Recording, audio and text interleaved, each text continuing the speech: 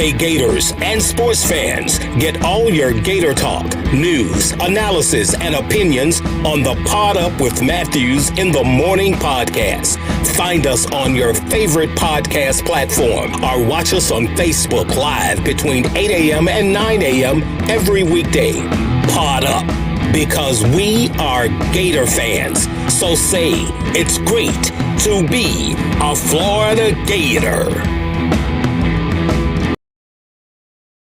Good morning and welcome to a Thursday edition of Pod Up with Matthews in the Morning from the Crime Prevention Security System Studios. Large enough to serve you, small enough to care. Appreciate you along for the ride. Call your neighbors, wake them up, tell them to get a cup of coffee, and listen to our college football analyst, Brent Beaird, will be joining us here in just a second on the Titan MR hotline.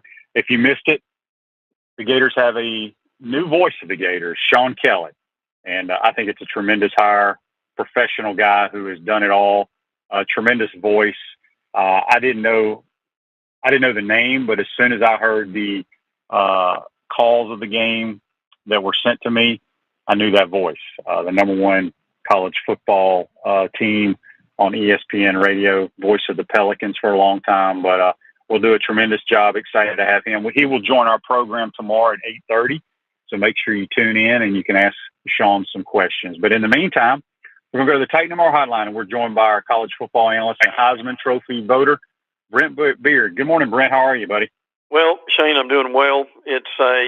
We are 2 weeks away from SEC Media Day, so we're looking forward to that. That will be Monday through Thursday in Atlanta, and also due out on the shelves this week, one Phil Steele college football magazine. So we're doing our best to keep our finger on expansion. But as you said, well, a few minutes ago off the air, it changes virtually by the hour, doesn't it, Shane?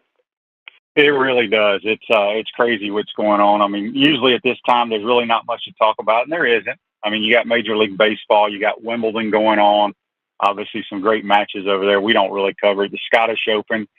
Cameron Tringali, the American, leads the Scottish Open this morning. And then next week we got the British Open. But college football is the center of the world, so to speak, especially with all the expansion. So as of today, at a little after 8 a.m. Eastern Standard Time, Brent, where do we stand with college football expansion? Well, there are a bunch of plates spinning right now, and as far as I'll just give you a brief overview with this. What we're looking at right now is, and this is according to a lot of people, including Dennis Dodd, know that the Big Ten is waiting on Notre Dame. They would like to get Notre Dame in the fold if they can do that. So, according to Dennis, Washington and Oregon have been told to wait until they can get that decision done. Now, if you're Washington and Oregon, do you really want to do that, or do you go somewhere else during this time? So that certainly is in focus. Now, if you want some guys to follow with this, make note of this. As far as the Pac-12, John Wilner, Wilner, is with the Mercury News, and he really broke the story for the Pac-12. Right now, the Pac-12 is just trying to survive. They know that the Big Ten possibly wants Oregon and Washington, so do they try to get them in the fold with a media rights deal before they really have a chance to move? The Big 12, we understand and have seen reports that they're in talks with 6 members. Get this, Shane, 6 members of the Pac-12, which would, for all intents and purposes, well, I won't say it will dissolve the Pac-12, but it would come close. Arizona State, Colorado, Oregon, Utah, and Washington. So you've got that going on. Joe Klatt, the Fox Sports analyst, said he's heard that Colorado ends up in the Big 12. Well, the latest thing, and I credit Ross Dellinger for this, is a weird partnership between the ACC and the Pac-12. Discussions that would involve either now get this, the ACC network or another ESPN network broadcasting Pac-12 games on the West Coast, which would supposedly help the exposure. The question would be, would the television markets want this at this point? And they're calling this kind of a loose partnership that could end up being a championship game played in Las Vegas. So, and the SEC right now staying put. Plenty of rumors though about the SEC and Clemson, Florida State, Miami, or some combination of the three being eventual members of the SEC. So that's kind of the latest. Forgive me for any confusion here, but we're doing our best to keep tracking this, and there's virtually something different that happens every day. Yeah, well, Brent, my question to you, and I talked to JC about this yesterday. I mean, what went wrong with the Pac-12? I mean, they got a huge TV market. Obviously, the California market with USC, UCLA, I mean, it's got to be one of the largest in America. Obviously, I think the Phoenix area with Arizona State's huge. But, I mean, did they just drop the ball here? And, I mean, obviously they're leaving because they're going to get more money from the Big Ten. But why couldn't the Pac-12 make it work? Are they just messed up out there in California?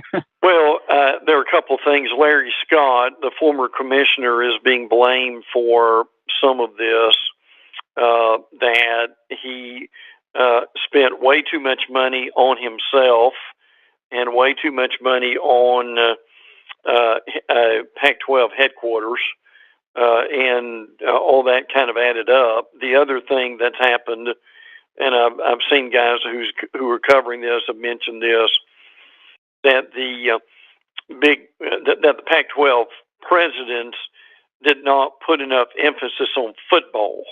Now, again, the thing we learn is football, again, is the train that drives everything, and you've got a trickle-down effect to the other sports. So those are a couple of things that are going on with that, too.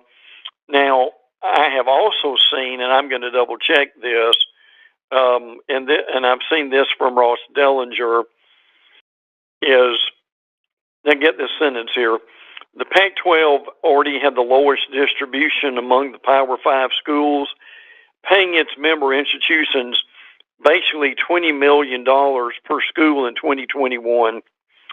Now, $20 million sounds like a lot of money, but the SEC last year paid its members $54 million per school. Yeah, there's no question there's more money this way. We got a text on the Titan MR text line from Thomas from Hilton Head. Tough place to live there, Thomas. He asked, Brent, why would the SEC want Miami and FSU? Well, you are always, I mean, you always want brands.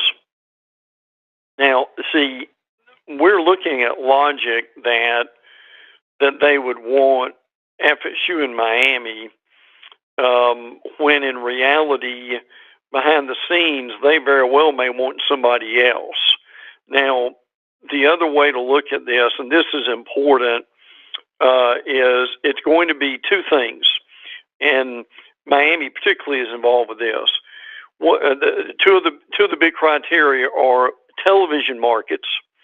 Think South Florida, Miami, and sometimes if you bring a school in like Miami, you're going to bring someone in that complements them, even though they have a fierce rivalry. Florida State is looked upon with that.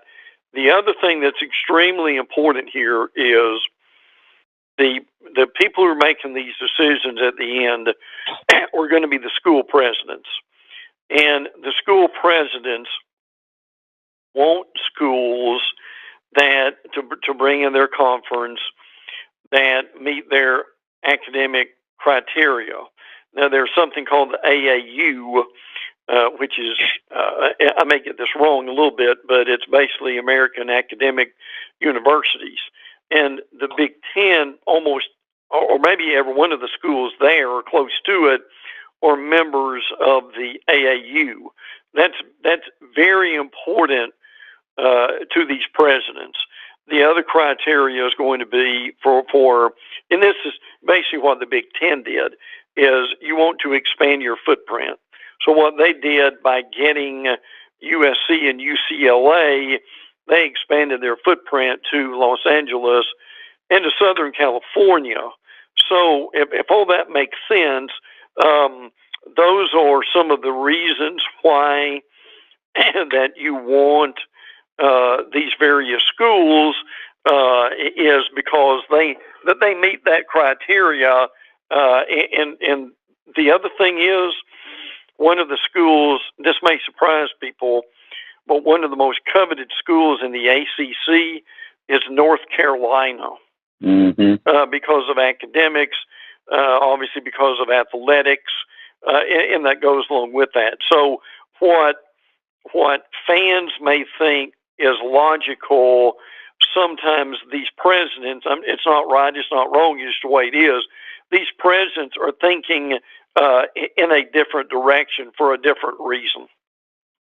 Speaking of the presidents, and we talked about this since all this expansion has come about on my show, Brent, think about a few years ago when they were talking about expanding and then, getting away from the championship games, and there's too many bowl games, the season's too long, and kids miss class. That was the big thing. We're worried about kids missing class. Right. Well, ain't a damn person talking about them missing class. No. When the non-football sports are going to be gone from campus for about 5 or 6 days, when they travel across the country and they set up these schedules where it's easier on their travel.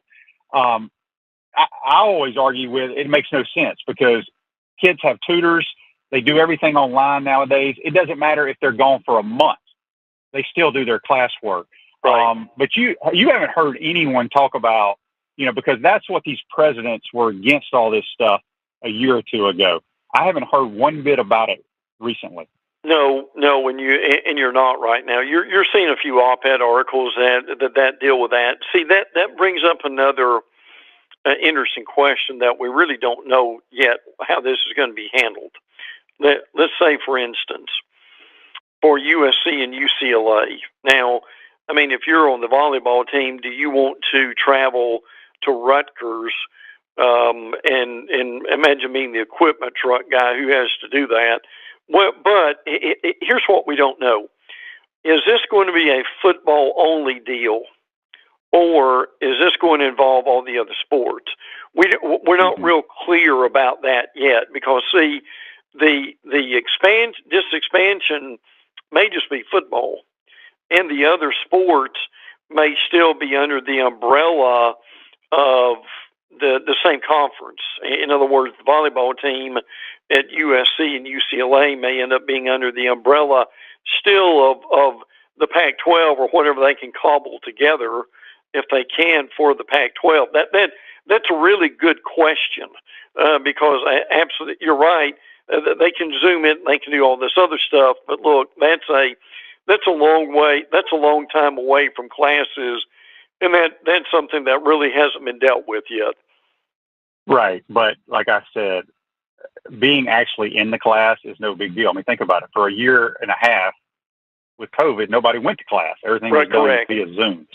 So we got two questions, a text on the Titan MR text line and also a Facebook Live brought to you by Mel Law regarding Notre Dame. I'm going to read both. First on the Titan MR text line, Larry says, how long is one going to allow Notre Dame to dictate what they want to do? It is time for them to join a His question to you, Brent, on Facebook Live regarding Notre Dame is, Brent, do you see Notre Dame going anywhere else other than the Big Ten? Can enough money get them to the SEC? Look, if I'm Greg Sankey, you've at least got to have a conversation with Notre Dame, don't you, Shane? I mean, and look, I'm sure probably on some third-party situation, Notre Dame has been asked, or certainly they are aware. And look, if Notre Dame calls Sankey and says we want to come, you don't turn Notre Dame down. Even though there's a lot of animosity between SEC fans and Notre Dame, I think even fans understand that situation. Now, it's logical that Notre Dame would go to the Big Ten, even though their other sports are involved with the ACC. But right now, would it really benefit Notre Dame going to the ACC? And I would say no. It would help the ACC immensely if Notre Dame came to the ACC. But right now, Notre Dame logically is either going to the SEC or to the Big Ten. Now, Notre Dame prizes and cherishes their independence above everything. Now, what Notre Dame makes an incredible amount of money from NBC. One of the things that I've seen is they make $15 million annually from NBC, and don't think for a minute that NBC is going to be very reluctant to give that up. I mean, when NBC double that, Shane, to keep them, I mean, they might. Or could NBC make some kind of deal with whoever in order to keep them? I think that's a possibility too. But Notre Dame beat writers I've heard them say in the past that they are not giving away their independence until the very day that they have no choice. So right now, as they always are, Notre Dame is the coveted team in all of expansion. That's true. Speaking with Brent Beaird here on the Titan More Hotline, we got a text, a Facebook Live brought to you by Metal Law. Joseph says, Brent, with the Big Ten expansion supposed to begin in 2024, will that help speed up the OU Texas to the SEC, which he thinks was supposed to happen in 2025? I sure hope so. I think it would bring some clarity. Now, again, the SEC schedule, I know it did last year, came out in September, October for the following year. Now, I don't think they'll come in 23 unless we hear something different in 2 weeks. But there's always maybe a possibility that would happen. Now, the Big 12 wants to keep Oklahoma and Texas to be in there until the very end, so that they can continue to get the publicity that comes from having both of them in the Big 12. But I think that's always a possibility. And again, the question's a good one because now the SEC's already done their deal with ESPN. So this year may be the last year for CBS having 3:30 games with the SEC. But notice all these rights deals, except for the ACC, are basically coming up in the next 2 or 3 years, along with the expansion of the playoffs. So this is a crucial time. There may be more. I would say right now there have been more changes in college football in the last, Shane, 3 to 5 years, or particularly maybe the last 3 years, that I would argue that we've seen in the last 30. It's absolutely been. We've gone from the speed of a glacier to us longtime Star Trek fans to going into warp 7 or something like that. Yeah.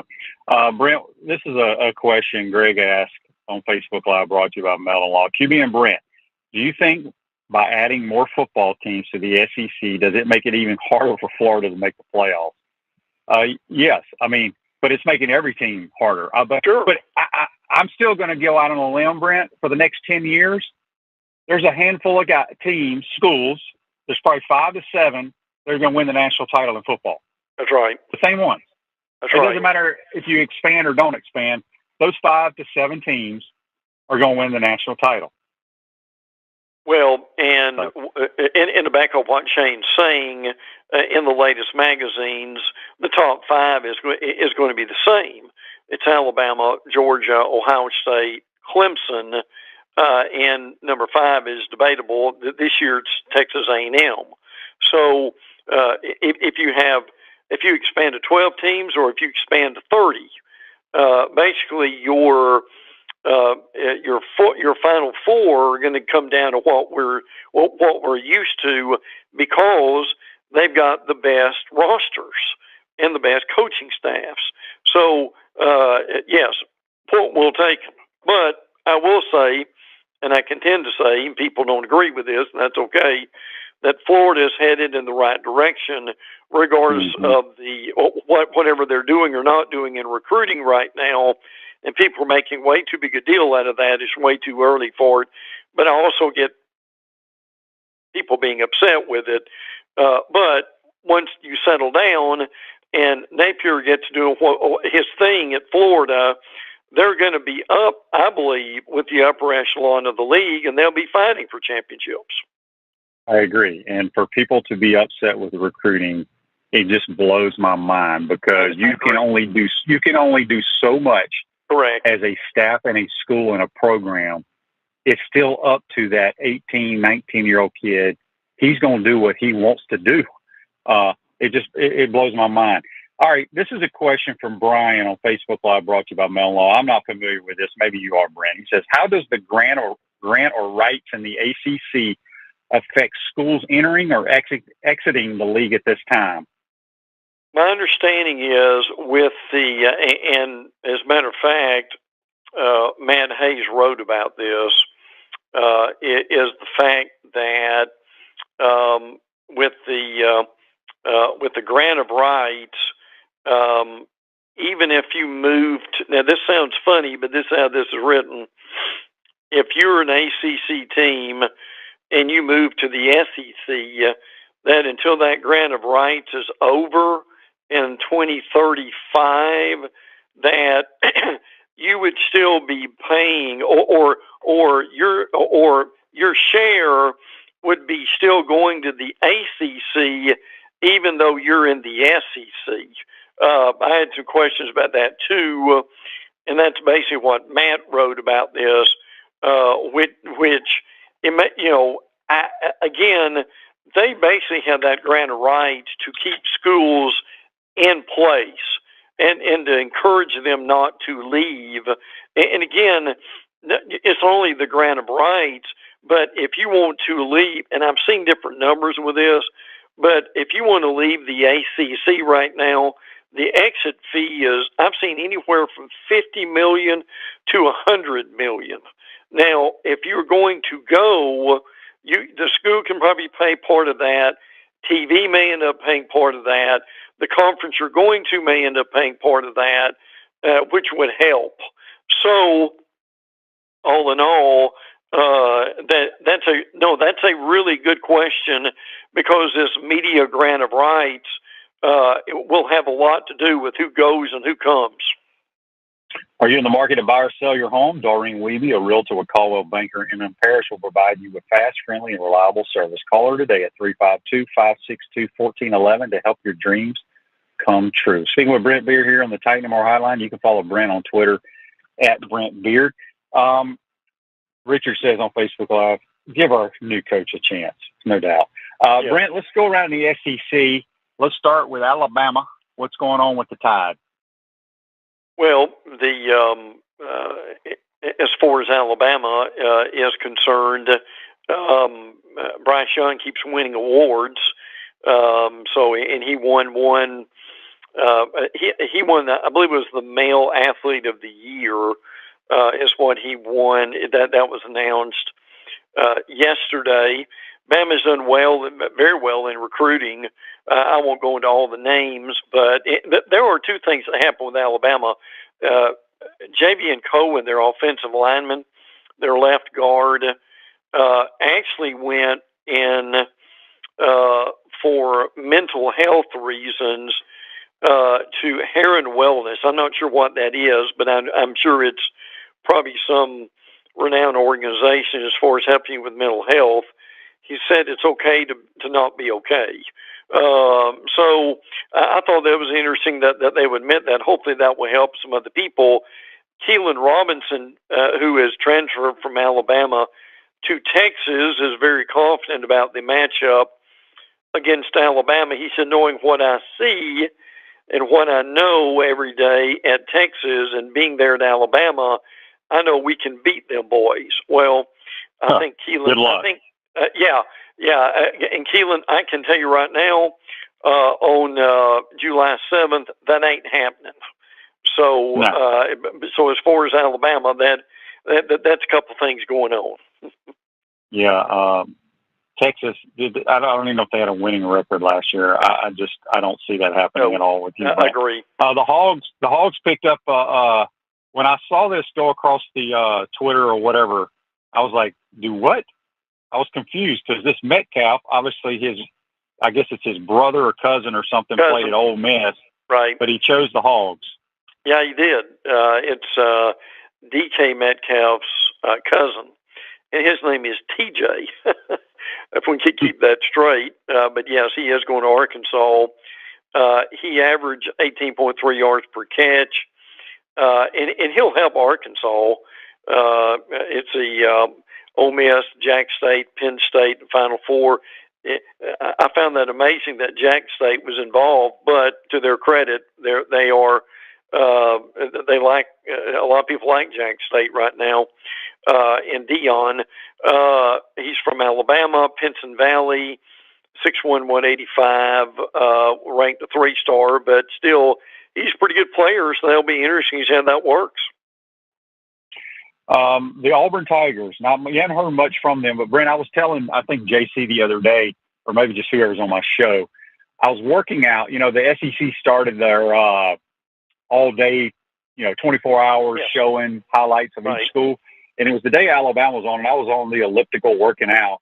And I saw I tuned in the last 5 minutes of the Auburn-Alabama game, and good gracious, I totally forgot what a game the Tigers played, and they should have won the game. If Tank Bigsby doesn't get pushed out of bounds on that toss sweep left, they win the game. But I was thinking they wanted to fire Brian Harsin so bad.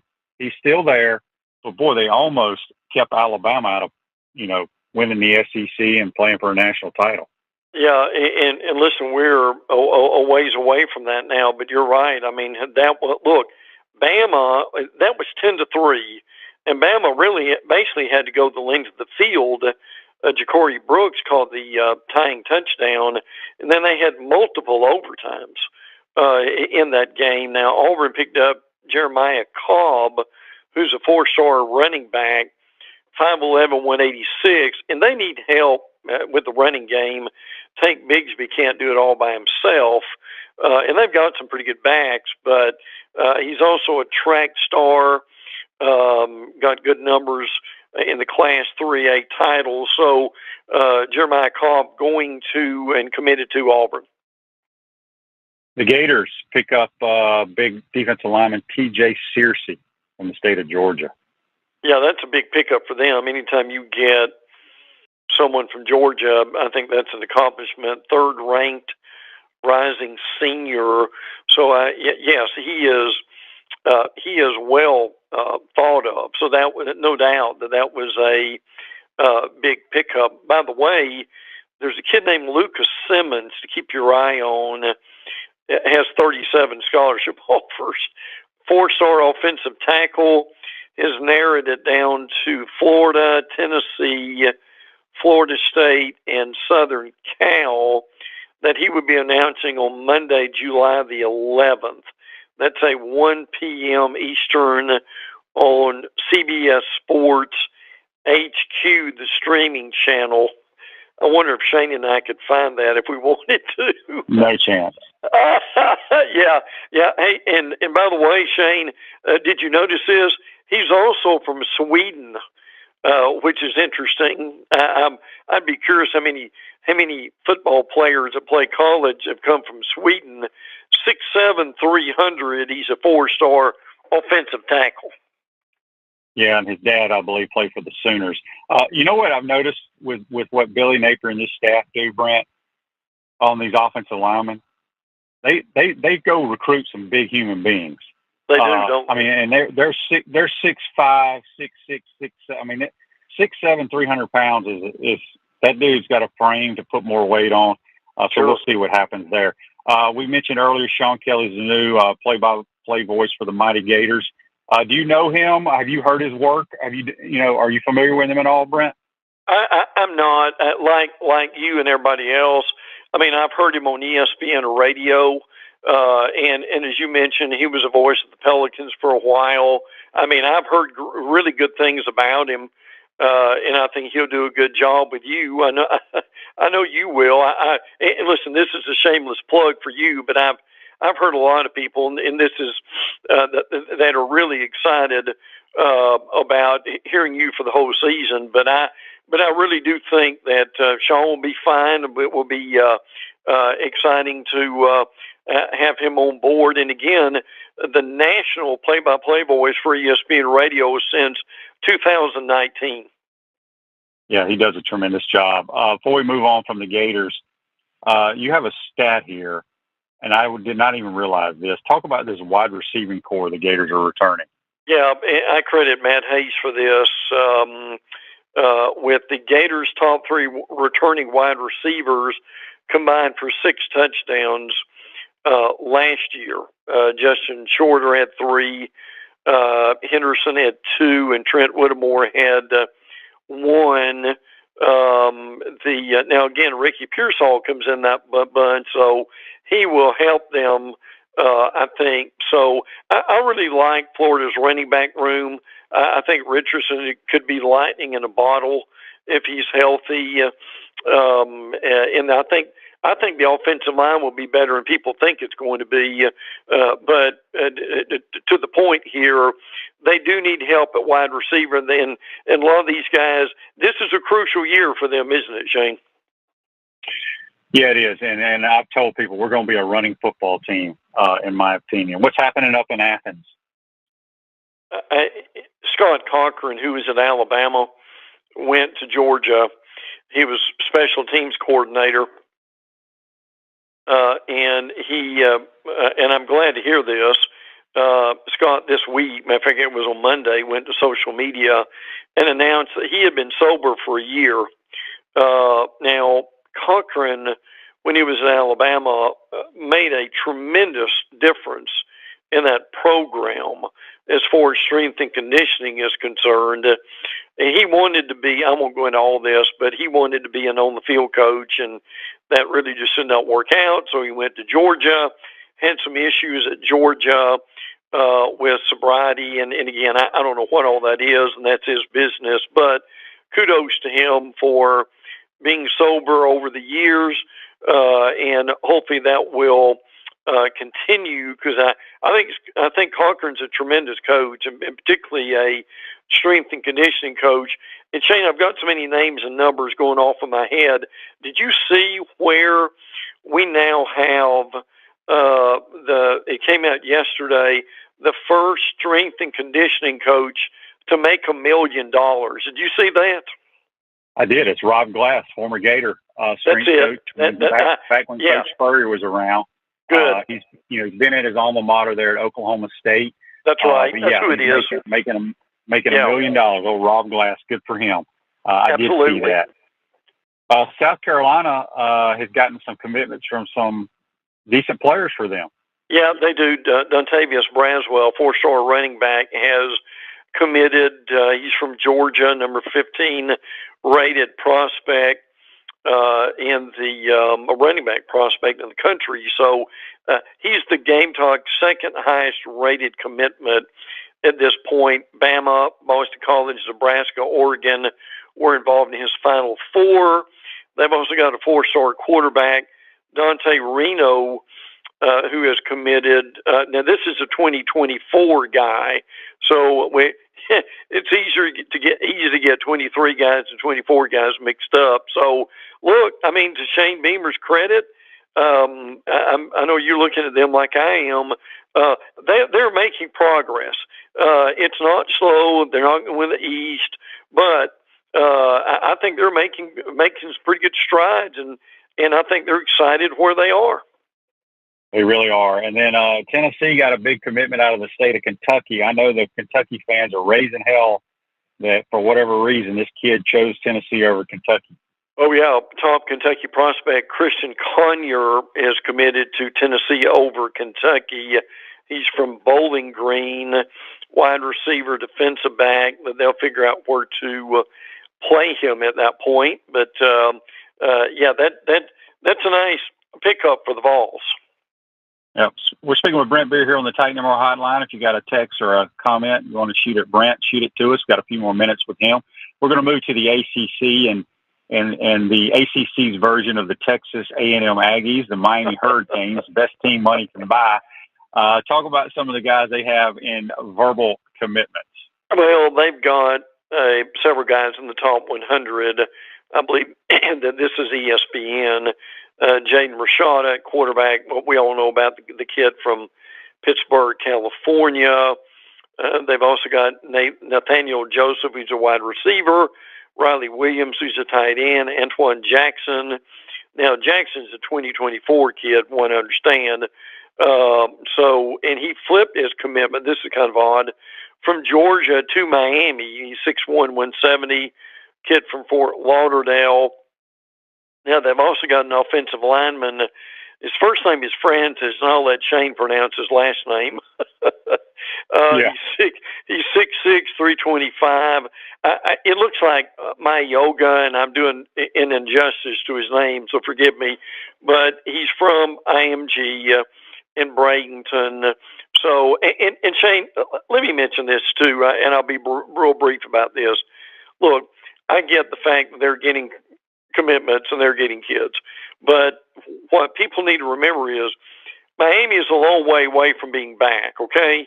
Their beat writers, what I've read and what I've heard from them is that, and now Tyler Van Dyke's maybe the best quarterback in the league, okay?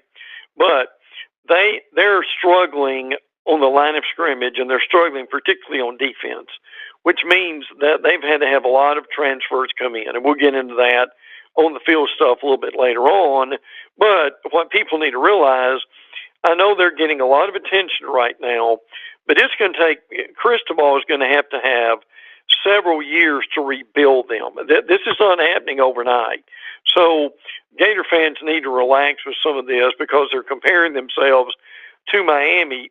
And I heard on national radio the other day, some guy making the statement, well, Miami is going to beat Texas A&M in Texas A&M in September. Well, the truth of the matter is they're not, because Miami can't block Texas A&M. Okay, that's the problem. If they're playing 7-on-7 football, they may win, but we ain't playing 7-on-7 football.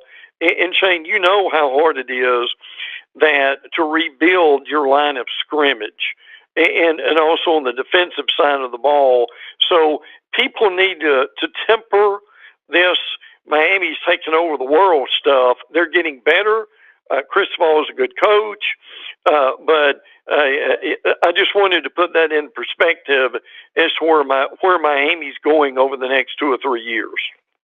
Right. As you said, that ain't going to help them. This recruiting class ain't going to help them when they kick it off against the Aggies this year. And here's the other thing. Somebody brought this up on my show the other day. What if Miami, I haven't looked at their schedule at the beginning of the year, but let's say the first month of the year they go 1-2 or 1-3. What does that do to all those verbal commitments that want to come there? They may change their mind. So we shall see. Any news out of Tallahassee? It's kind of been quiet there. I mean, I know they've gotten some recruits here and there.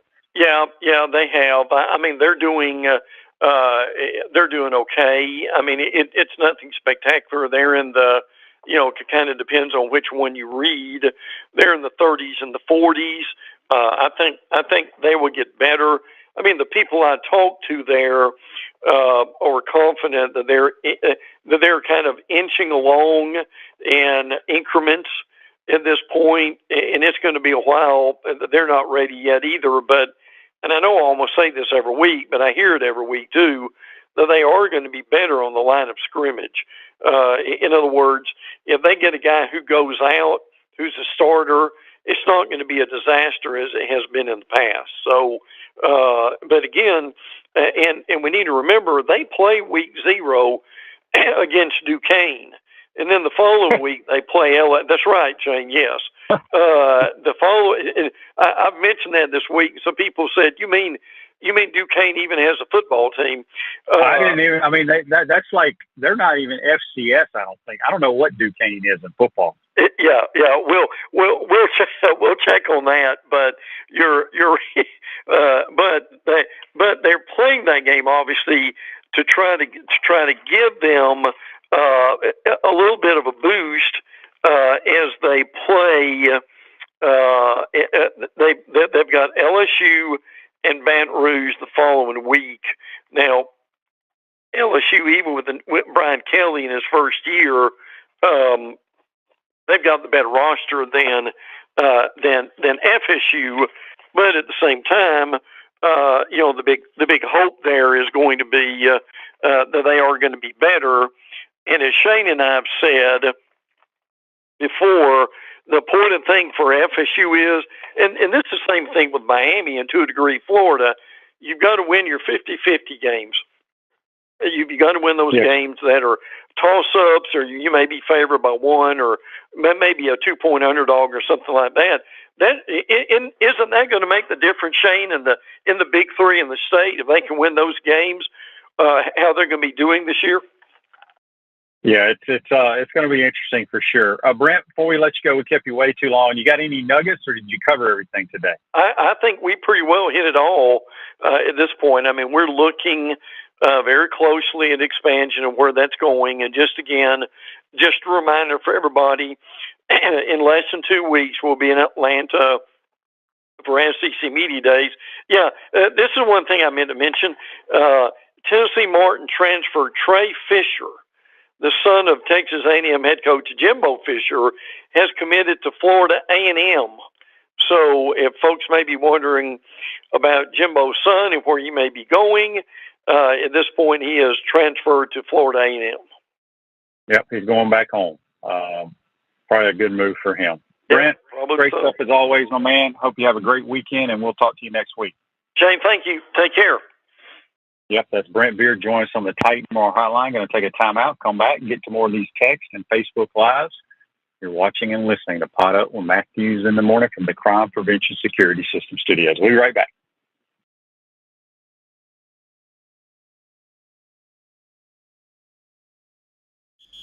We want to take this moment to thank all our sponsors who keep the show going and pay the bills. Our premium sponsors are Crime Prevention Security Systems, large enough to serve you, small enough to care. Titan MRI, Gainesville's only locally owned and operated MRI facility. Meldon Law, the only official law firm partner of the Florida Gators. Peachland Dental, Gator Nation's first choice for dentistry in Port Charlotte. Comfort Temp, comfort is our business, peace of mind is our promise. QC Kinetics, live pain-free with QC Kinetics. Our Gridiron sponsors are Auto ER, UF Bookstores, Celebration Point Town Center, Chris Doring Mortgage, Silverback Concrete Co., Ruse Ogra State Farm Insurance, Doreen Wiebe Realtor Caldwell Banker M.M. Parish.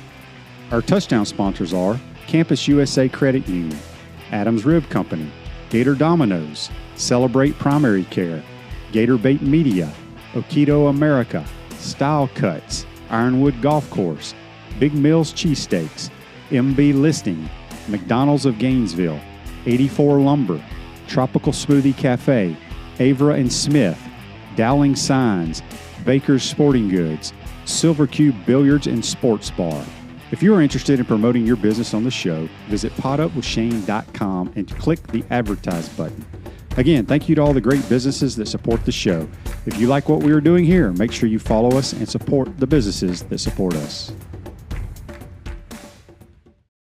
Pro football legend Emmitt Smith understands your joint pain. It does not surprise me that there are a ton of people out there that's in pain. That's why Emmitt is such a proponent of QC Kinetics, offering real lasting joint pain relief with non-surgical, all-natural biologic treatments. Whether it's a joint pain, ankle pain, shoulder pain, neck pain, back pain, hip pain, any kind of pain, the body eventually will break down when it's under that much stress. That stress can cloud your judgment to the point that you'll just say yes to the scalpel or yes to another prescription of pain pills. But maybe it's time for a second opinion from QC Kinetics. The reason why I would recommend this is because the natural biologics that QC Kinetics is providing you gives your body a chance to naturally heal itself. Restorative, regenerative solutions are here. Get lasting relief and live your life. Call QC Kinetics 352-400-4550. That's 352-400-4550. QC Kinetics 352-400-4550.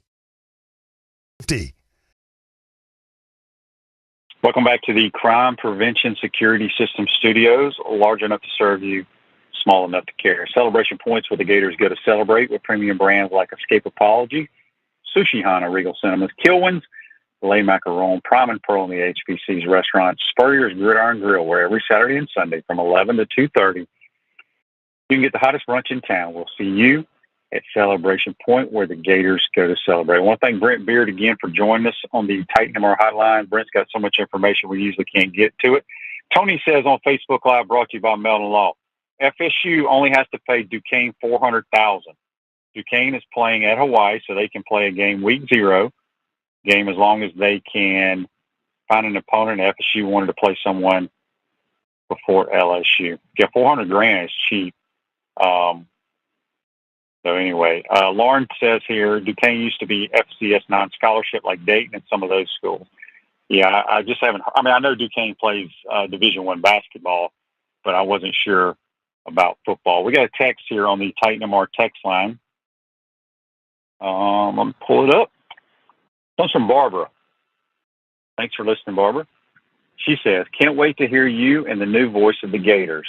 My question is, how will y'all prepare since y'all have never worked together? That's a great question. I'd never worked with Mick Hubert either, but we didn't prepare. I just showed up and, from my standpoint, from a color analyst, you basically just kind of describe what happened after the play in kind of football terms.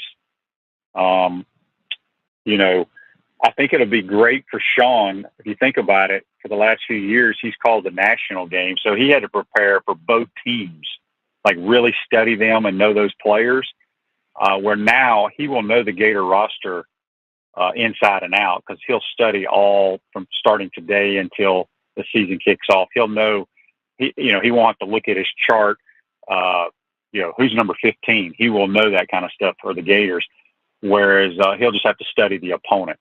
But when you're a national guy, you have to study both teams because you are not employed by one of the universities. So, look, he is, I've had tons of people I've seen on Twitter, people talking about why didn't they hire a Gator? Folks, they didn't. Mick Hubert was not a Gator. People forget he came from Dayton, Ohio. And this guy is polished. He's done tons of basketball, tons of football, a true professional. I think people will really, really enjoy listening to him. Andy says on Facebook Live, brought to you by Melon Law, it looks like Barrett Jones was Sean's radio analyst, so it'll be refreshing for him to get a QB perspective. Yeah, Barrett was very good, former Alabama offensive lineman. They had good chemistry. Hopefully Sean and I can duplicate that. There's a funny clip on Twitter of Sean calling a game at the University of Texas against somebody, and some idiot out of the crowd jumps on the field in a Santa Claus outfit and is running down the field during the middle of the game. And, there's cops chasing him, and it's a great call. If you can pull it up, you'll get a kick out of it. Chris says here on Facebook Live, brought to you by Melon Law, we need more SEC teams like Vanderbilt in the SEC. So let's welcome Georgia Tech, Virginia, and Duke. All three will be guaranteed wins like Vandy is and add more academic prowess. I don't know about Virginia. Virginia's got one of the top quarterbacks in America. I mean, he is a stud. Had a tremendous year last year, was hurt quite a bit. But, boy, is he a really good player. But adding those teams from an academic standpoint would definitely help. Now that, I mean, why does anybody care how the SEC is academically? Nobody even talks about academics anymore. Like I said earlier with Brent, 3 or 4 years ago, the presidents were all concerned about the athletes being away from campus and this, that, and the other. They don't give a crap. They got tutors and they do everything online anyway. So be it. All right, let's take our final time out of the probe, come back and get to This Day in Sports. You're watching and listening to Pot Up with Matthews in the Morning from the Crime Prevention Security System Studios. We want to take this moment to thank all our sponsors who keep the show going and pay the bills. Our premium sponsors are Crime Prevention Security Systems, large enough to serve you, small enough to care. Titan MRI, Gainesville's only locally owned and operated MRI facility. Meldon Law, the only official law firm partner of the Florida Gators. Peachland Dental, Gator Nation's first choice for dentistry in Port Charlotte. Comfort Temp, comfort is our business, peace of mind is our promise. QC Kinetics, live pain-free with QC Kinetics. Our gridiron sponsors are Auto ER, UF Bookstores, Celebration Point Town Center, Chris Doring Mortgage, Silverback Concrete Co., Ruse Ogra State Farm Insurance, Doreen Wiebe Realtor Caldwell Banker MM Parish. Our touchdown sponsors are Campus USA Credit Union, Adams Rib Company, Gator Dominoes, Celebrate Primary Care, Gator Bait Media, Okido America, Style Cuts, Ironwood Golf Course, Big Mills Cheesesteaks, MB Listing, McDonald's of Gainesville, 84 Lumber, Tropical Smoothie Cafe, Avra and Smith, Dowling Signs, Baker's Sporting Goods, Silver Cube Billiards and Sports Bar. If you are interested in promoting your business on the show, visit potupwithshane.com and click the Advertise button. Again, thank you to all the great businesses that support the show. If you like what we are doing here, make sure you follow us and support the businesses that support us. Welcome back to the Crime Prevention Security System Studios, large enough to serve you, small enough to care. Chris Doring Mortgage, they do mortgage lending right, helping home buyers throughout Gainesville and North Central Florida.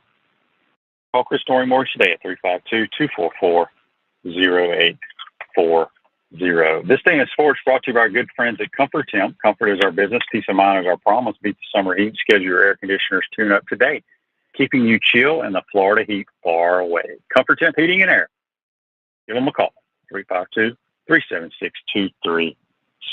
This Day in Sports, in 2001, in his first appearance at Daytona, since the death of his father, Dale Earnhardt Sr., Dale Jr. wins the Pepsi 400, coming from 7th with 9 laps remaining to beat teammate Michael Waltrip. That's This Day in Sports, brought to you by our good friends at Comfort Temp. Again, I want to thank Brent Beaird for joining us on the Titan MR hotline. Make sure you tune in tomorrow. Tell all your friends and family to tune in. You get to hear the dynamic duo for Florida Gator football on the program at 8:30 tomorrow. The new voice of the Gators, Sean Kelly, will join us. We'll have JC first and then Sean Kelly. But if you have any questions or comments for him, make sure you tune in tomorrow and shoot them our way. Hope you enjoyed today's program, folks. Have a great day, and we will see you tomorrow.